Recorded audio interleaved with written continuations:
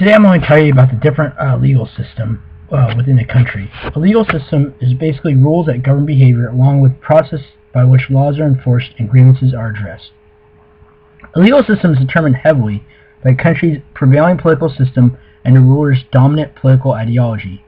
For example, in a totalitarian state, there are laws that restrict private enterprise because those states or countries really emphasize collectivism rather than individualism, whereas in a democratic state that emphasizes more individualism, there are laws that are pro-private enterprise and pro-consumer. There are three main types of laws. There's common law, which is laws based on tradition, precedent, and custom, civil laws, and theocratic law. Common law has developed in England over hundreds of years and is now practiced in former English colonies such as the United States. By tradition, that refers to a country's legal history. Precedent refers to past court cases, and customs are ways in which laws have been previously applied. The biggest advantage of a common law system is that it's very flexible because judges are allowed to interpret the law so that it applies to the unique circumstance of a case.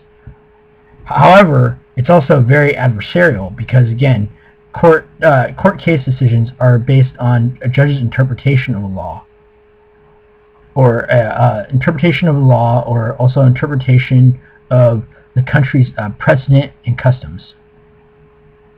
Civil laws are a detailed set of laws organized into codes. It is practiced in more than 80 countries, such as Germany, Japan, and Russia. The biggest advantage of the civil law that's less adversarial because judges just have to apply the law rather than interpret it. However, it is less flexible than common law because judges can only apply the law and not interpret it. The final type of law is theocratic law, which is law based on religious teachings. The biggest example of theocratic law is Islamic law, which is law based on teachings of the Quran, the holy